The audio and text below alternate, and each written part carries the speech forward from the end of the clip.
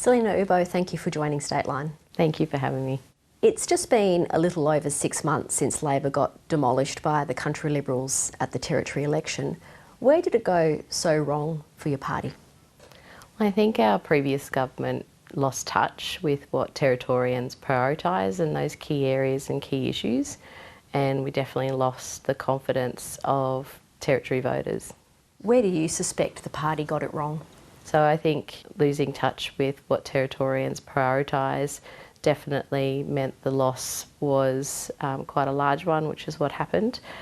I think that having now been able to have some time to review and to really unpack that loss, the areas of community safety, we didn't act fast enough in the previous government to some of those concerns.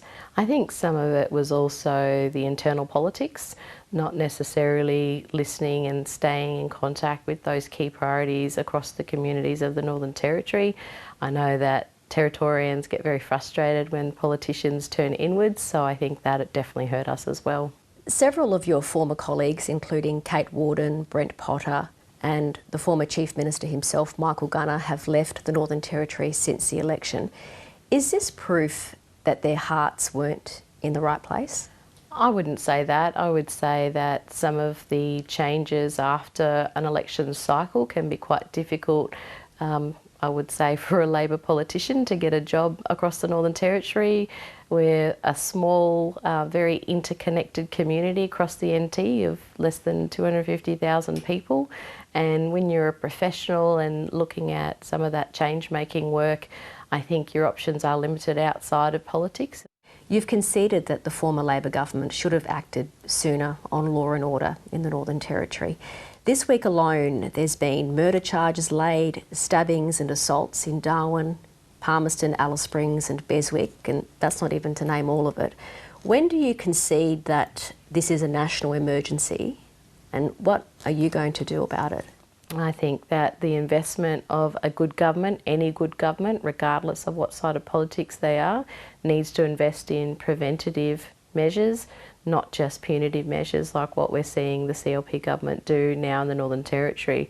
If we're to see the Northern Territory thrive, we need to invest and continue investment in education, in healthcare access, into safe and adequate housing, and into particularly domestic family sexual violence prevention.